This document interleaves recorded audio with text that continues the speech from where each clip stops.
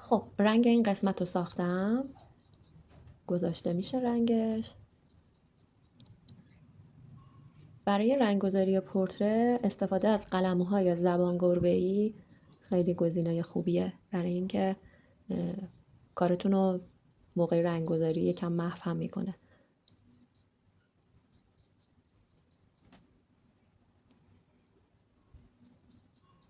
برای این نواحی که دارم رنگ میذارم، چون به سمت قسمت سایه صورت میره، یه مقدار رنگ بنفش به همین رنگ اضافه میکنم.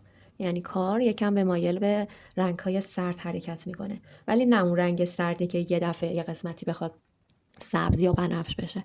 یکم یه تهرنگی از یه رنگ تیره، یه رنگ سرد تر باید داشته باشه.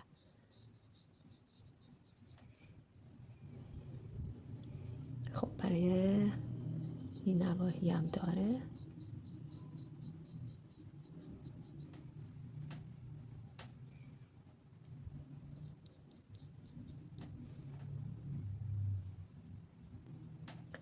رنگی که برای اینجا دیده میشه، چون به سمت چانه و قسمت‌های استخونی صورت حرکت میکنه، دوباره رنگی که گذاشته میشه باید تهرنگ بنفش نسبتا خنکی داشته باشه.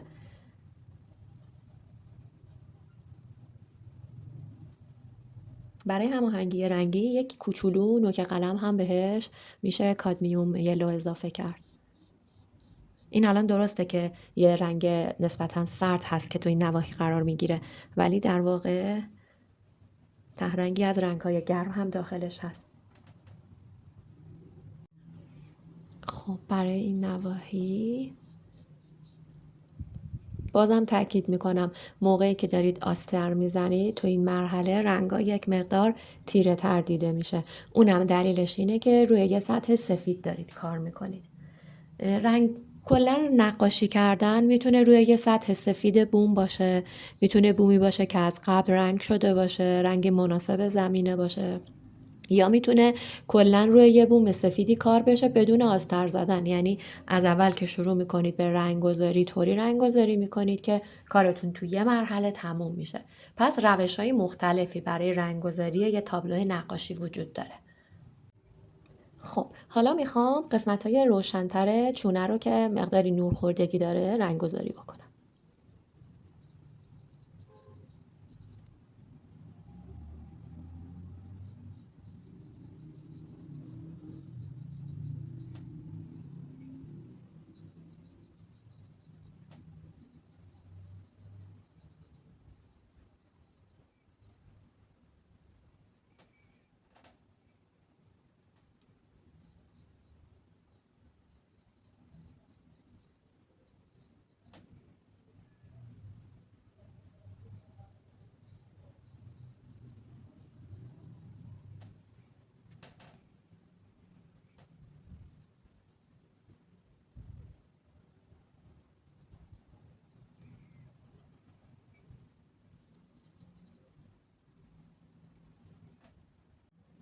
زیر چونش یکم نور داره. این اون قسمت هایی که خیلی ظریف هست و حتما دقت بکنید که موقع رنگ‌گذاری تا جایی که امکانش هست رنگا رو درست بذارید سر جاش. معمولا روی سطح مقوا میشه اکثر جزئیات رو گذاشت.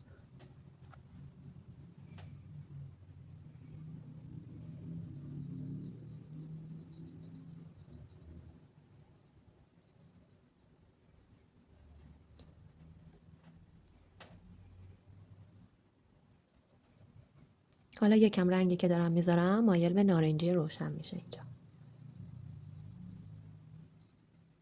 چون قسمت پشتش روی قسمت استخوان فکش نور خوردگی داره.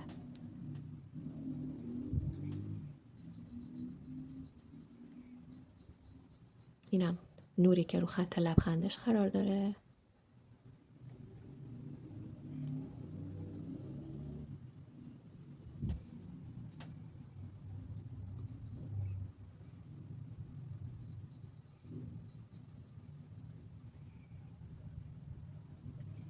و بعد روی گونه هاشم یه خاکستری روشن وجود داره.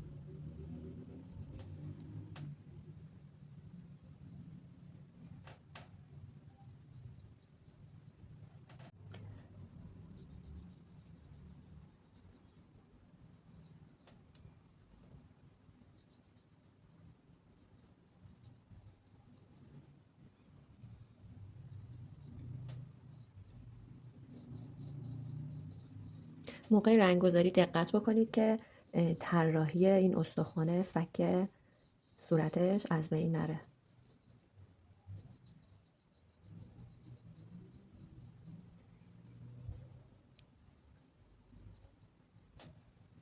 یه نور بیشترم داره که یه مقدار صورتی نارنجیه.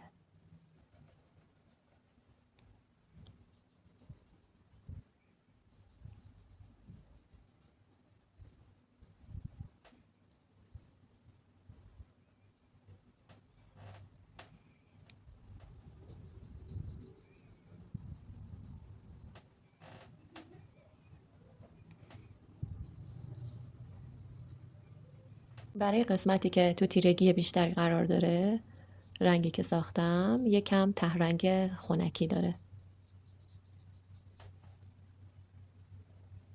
و وقتی به سمت گونه ها و نواحی ماهیچه های صورت حرکت میکنه، جایی که بیشترین حجم چربی و ماهیچه قرار داره، رنگ هامون گرمتر و ترکیبی از تون رنگی قرمز و نارنجی میشه.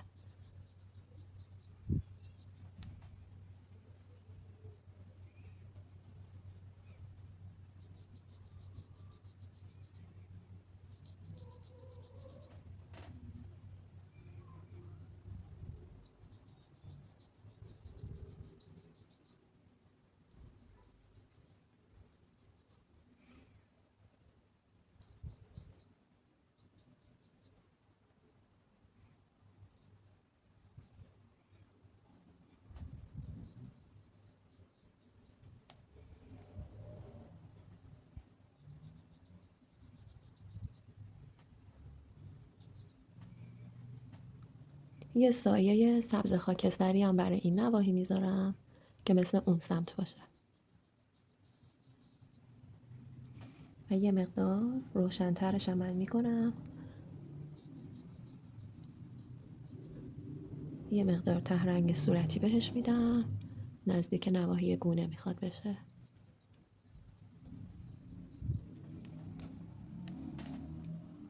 برای این سمتم یه صورتی روشن میذارم که بعدا وقتی میخوایم این نور روشن رو بذاریم زیر رنگش آماده باشه.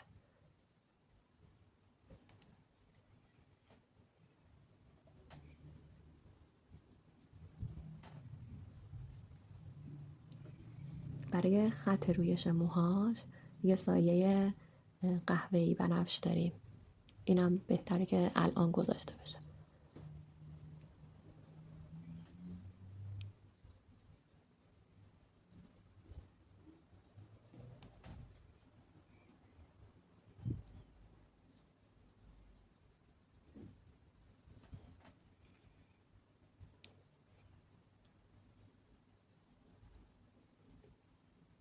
خب و همینطور یک مقدار از رنگی که زیر گردنش وجود داره رو من میذارم موقع کار. یه خاکستری ملایم درست کردم که برای این قسمت دارم میذارم. همونطور که وقتی که داشتید لب و کار میکردید من گفتم که نواحی اطراف لب و خود لب بهتره با هم کار بشن، برای گردن و خط گونه، خط فک هم بهتره که این دو قسمت با هم رنگ گذاری انجام بشه. هماهنگی بیشتری تو کارتون به وجود میاد. لازم هم نیست کل قسمتش رنگ گذاشته بشه. یه مقدار از زیرش رنگ بذارید که رنگا تو هم دیگه خوب ترکیب بشن، یه هارمونی مناسبی بده به کارتون که بعد وقتی میخواین قسمت‌های بعدی رو کار کنید برای گردن و پیشونی راحت باشه کارتون. خب وقتی که یکم به سمت گردنش نزدیک میشه، یعنی به سمت چونش که نزدیک میشه، یه مقدار من این رنگ خاکستری رو گرمش کردم که الان قرار میدم. شاید توی تصویر تو دوربین خیلی مشخص نباشه، ولی من دارم این رنگ رو اضافه میکنم. خب رنگتونم قسمت پایینش رو میتونید با روغن بزرک یا حالا با خود قلمو اینطوری پخش بکنید که برای دفعه آینده که میخوایم گردن رو شروع کنیم به رنگ گذاری سطح کار آماده باشه. جلسه بعدی هم گردن و نواحی پیشونی و قسمتی از موها رنگ گذاری میشه. ممنون از اینکه همراه هم بودی.